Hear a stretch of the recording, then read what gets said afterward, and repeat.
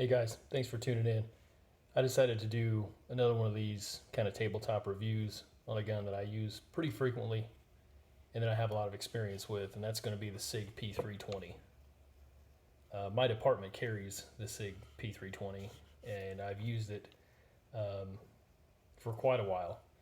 So I've used several different models of it. This particular one right here is what I carry anytime I'm in plain clothes. This is issued by my department. So this is kind of our off-duty or plainclothes gun. We don't have to carry it, but I typically do just because it's issued by the police department. So I'm going to go over a few things about the gun. First thing that stands out is obviously the tall slide. The slide on most SIGs is extremely tall compared to other guns. Pros and cons to that. The pros obviously are that it's easy to grasp. So if you do have an issue or if you need to come over the top and clear out a malfunction, it's pretty easy to get a hold of this slide because it is so tall. Negatives to it are, of course, the bore height is going to be a little bit taller, and that's what a lot of people talk about nowadays is bore height, bore axis. It's going to be a little bit further off your hand. It doesn't seem really to affect how the gun shoots. There's some other stuff going on that kind of keeps the recoil a little bit better managed than you'd expect. But the way you have to sight with this gun, as far as getting used to looking over a taller slide, it took me a little while to get used to. I was used to Glocks before this for the most part, so that does take a little bit of time to get used to. Is just kind of looking over the taller height of the slide if you're used to some more contemporary guns. If you don't have any experience with handguns at all, it's easy to get used to a SIG. I wouldn't say I had any growing problems or transitioning problems going to the 320. It just took a little while to get familiar with. So just something that's a little bit different, a little nuanced to this gun would be the slide height. I'm going to talk next about the trigger. The trigger it's really, really pretty good on this gun. This is completely stock. Like I say, it's a department issue. Nothing's been touched in it. I have right around the neighborhood of 5,000 rounds through this gun. I have never had a malfunction out of this model gun, but the trigger, just like most triggers over time, it is smoothed out. It's not really any lighter than it was, but the action is just more smooth as things get worn in. The one thing you might notice compared to some other guns like the M&P, the Glock, the VP9, the Walther PPQ, is that there is kind of what they call a two-stage trigger, where you have just some slop and slack in there, and you take the slack out and you get ready to shoot it, and you're at that wall there like most striker fire guns have. The difference is this has got kind of a mushy break that a lot of people don't talk about. Mushy being a negative term, it doesn't come through that wall as cleanly and crisply as some other guns do. I wouldn't say it's a bad trigger, but it is different in that aspect. It just takes a little bit of getting used to. You can definitely ride up on the wall like you do with other striker fire guns, and know where it breaks. It's not like it's a guessing game with this gun. It breaks consistently, but there is a little bit more mush right before it breaks, a little bit of stacking before it lets go. So just something to be aware of with the trigger. Overall, I would say it's a very good striker fire trigger. We'll also mention I've had 4 or 5 different models of the 320, and I've shot several others. I've noticed that there seems to be a large variance in the way the triggers feel. So they all kind of feel like a Sig P320 striker trigger, but there's just kind of different nuances.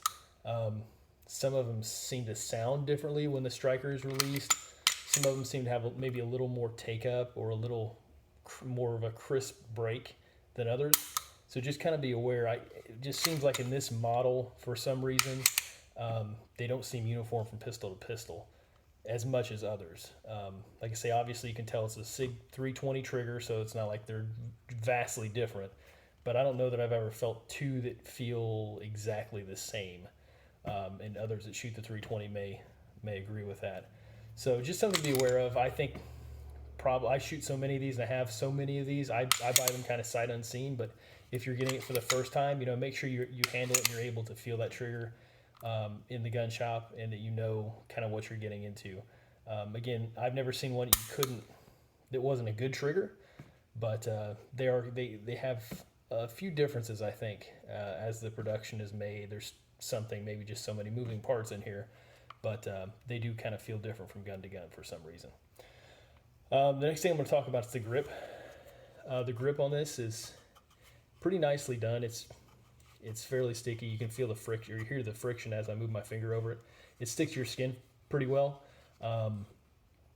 It's not as sticky as some guns. It's not going to be like a P10.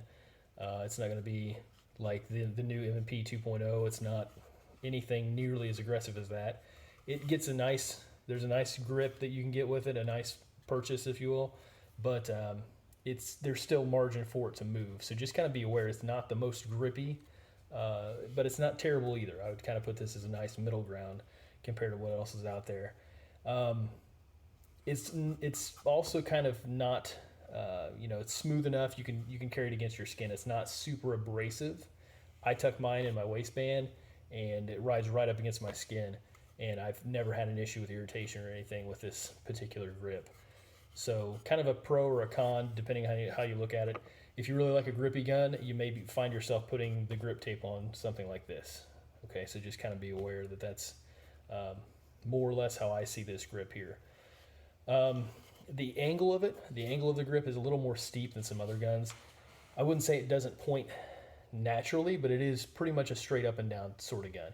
When you get used to it, it's easy to acquire the sights. It's easy to point. I just don't think it's a natural pointing gun for a lot of people. And again, it's maybe just a few degrees difference, but it is more of an up and down sort of gun. If you like the traditional feel of guns, like the 1911 style, you'll probably be more gravitated to this than like a Glock with the more laid back grip. So just something, again, I would just handle it in the store and kind of see if it's a good mesh with you in your shooting style. I'm going to talk a little bit about the accuracy. I've never seen one of these that is not accurate. It doesn't mean they're not out there, but the ones that I've shot and the ones that I've seen have all been very accurate. The sights typically don't need to be drifted in my experience. They come from the factory, obviously, centered like this. I've never had to drift them. I've had some Glocks and some other pistols where I definitely have to drift the sights to one side because it's grouping left, right, whatever. These seem to do fine with me just straight up. And with the most people, I think the sights being completely aligned, these are going to be pretty straight shooting guns. They group really well. I would say maybe a negative would be that there's not a lot of aftermarket support as far as barrels and stuff. It just seems like Sig is the only one that's making barrels. I know a few companies are working on it maybe, but they're just not out there yet. They're not like Glocks where you can just go get a match grade barrel and drop it in. So they have good accuracy, and I'd say definitely good accuracy for a combat gun, but just kind of be aware it's not going to be like a super bullseye gun or anything crazy. It's more of a practical style gun. That said, they do group very well, and you won't have a problem being impressed with the accuracy from this. Moving on, I'll talk about the weight of this gun a little bit. I typically don't notice it's there. No matter what I wear, I'm carrying a compact with me. So I carry a compact gun, loaded, 15 rounds, one in the chamber. I don't have a problem carrying this. It's on par with anything else. If you see like, oh, well, it's a few ounces heavier than the Glock 19, in my experience, it doesn't really seem to matter too much. So I'd say it's right on par. It's a light gun. As far as carry goes, it doesn't seem to bother me too much as far as the way it carries its weight. So I'd say it's pretty nicely balanced, and it's a good option for carry. With that said, I'm going to kind of move on to some of the maybe not so great things that I've noticed with this platform here. The first, I guess before I go into that, I'm going to talk a little bit more about the ergonomics as far as the grip and everything. Everything seems to be really well laid out on this gun, at least for me and my shooting style. Let's see if I can get it in the light here. The mag release over here, it's really easily grasped by me. I just use the medium frames. I've tried different size frames. I'm going to get into that, kind of the modularity here in just a minute. But everything seems to be laid out pretty well. I can grasp that, hit that mag release fairly easily without milking the grip or moving it around too much or anything. Some people complained about the early, slide release up here for the slide lever release, whatever you want to call it. The release is the slide when you go to take it down. Takedown lever, there we go. They said it needed to be flat. The way I grip, basically my thumb comes right over the top of that, and I've got a nice little area in there where it doesn't seem to bother me too much. So I've never had an issue with the older style takedown lever. Some people do, and they want the flat style, which is on the newer ones. It's never seemed to bother me. Also, same with the the slide catch, slide release, whatever you want to call it. It seems to be nicely placed. I don't have a problem activating it at all with my thumb. And by the same token, I'm one of those that rides typically high on the gun, and I'll hold down most slide releases. It's pretty rare if I hold down the slide release, as far as locking the gun open on the last round and just letting it slide forward. I don't seem to have that trouble too much with the Sig P320. I've known some people that it was chronic with this gun, so it may just be me, it may just be my grip style, but just something to kind of think about my own experience. I don't have a problem with riding this slide stop or anything. So ergonomics are pretty good. I think they took some time to really plan out where things are going to go. There's a nice undercut here that's seriously lacking on like the Glock. Where you can get a nice high grip. The beaver tail's nice. It kind of keeps everything in check up there. I'd say the ergonomics are pretty good.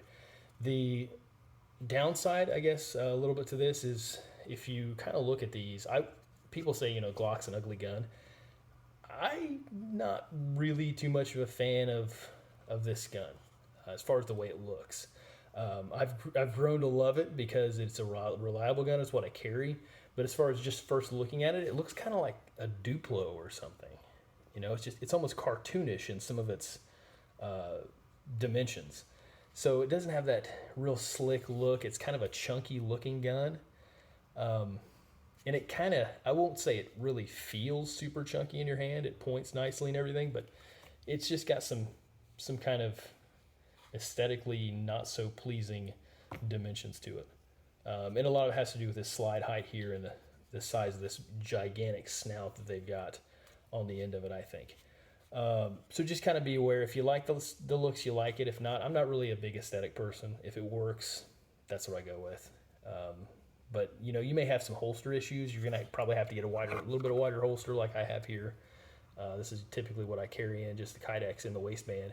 But you've got a little bit bigger snout on this gun, and it's a little on the pudgy side as far as firearms go, especially for a compact. Moving on, the chassis, started talking about that with the different grip sizes.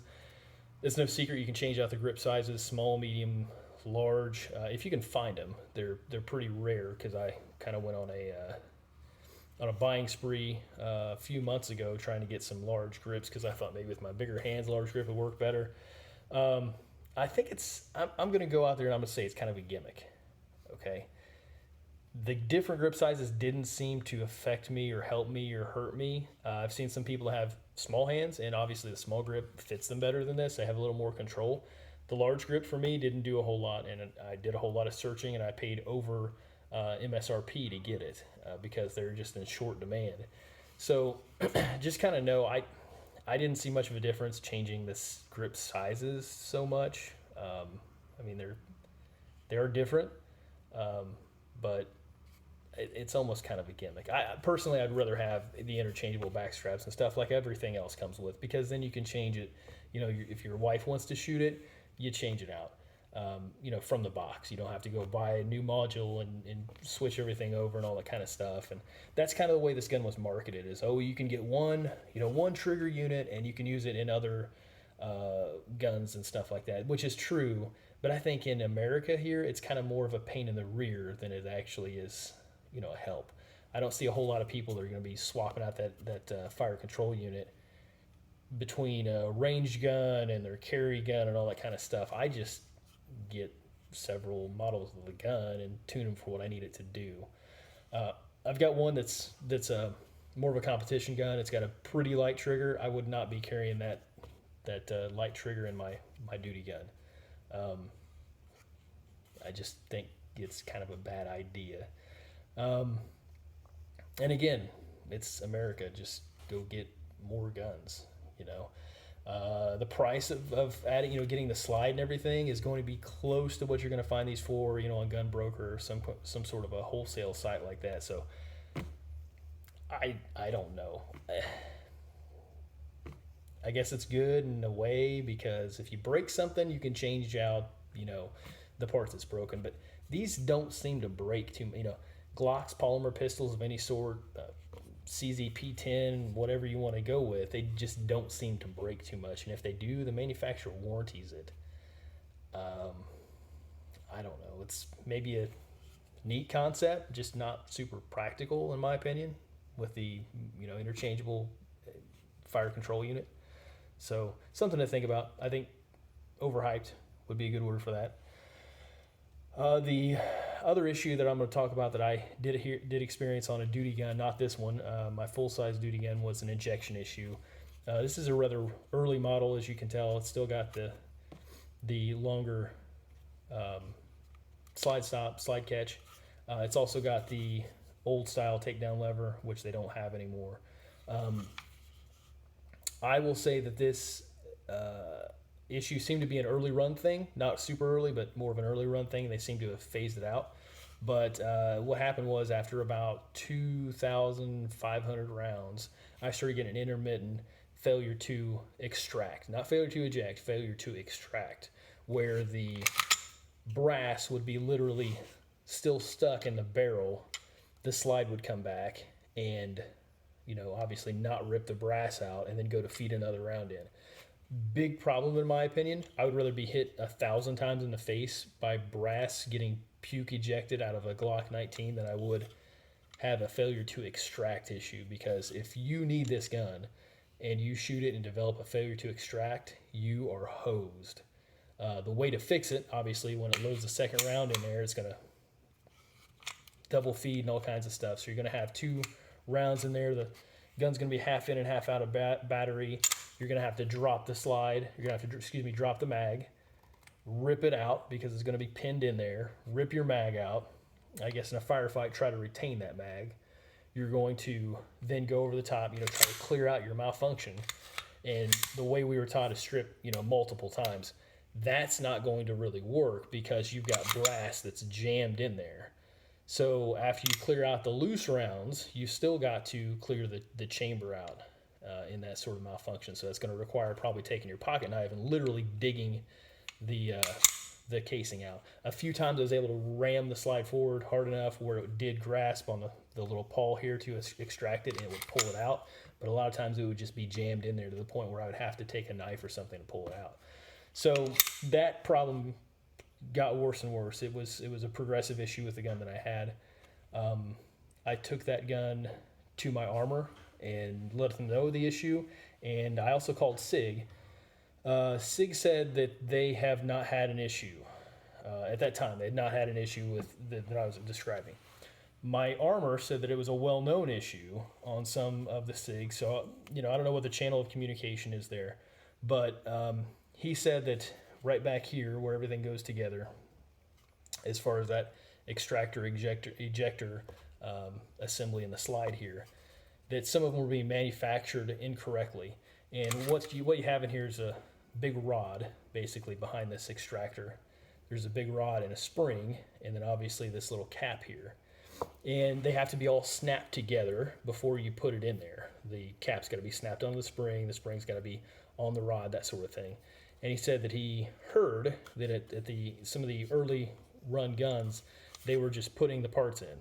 Like the pin would go in, spring would go in, cap would go in, and they would just assemble it in the gun that way. And if you did that, it created a binding sometimes where it wouldn't snap into place, and that's what I had.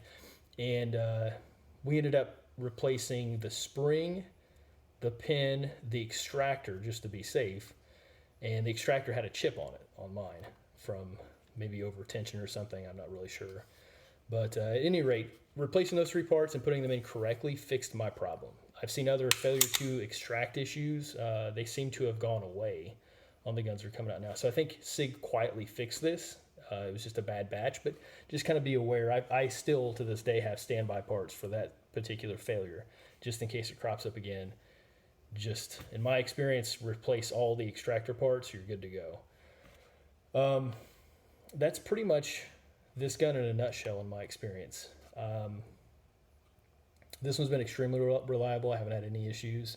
They occasionally, at the range or in training, we'll see occasionally bobble here and there, but overall they seem to be pretty reliable. The durability tests out there, which I don't really get into, they seem to be fairly reliable in that aspect as well. And obviously the military just picked up a model of this, so it must be fairly decent at most things you'd want a combat handgun to do. So other than that, again, just some simple nuances to it. The size, the slide height would be the big one, I think.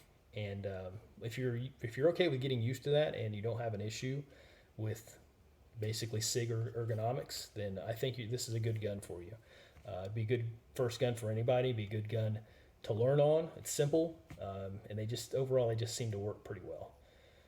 So I hope to get in some more in-depth reviews, spend some range time and really get in an in-depth review with some of these guns, show you how they shoot and what type of accuracy and what sort of thing I'm seeing with them, and kind of get away from these tabletop reviews. But I just want to put this out for now, and hopefully we'll revisit this later. Thanks for tuning in.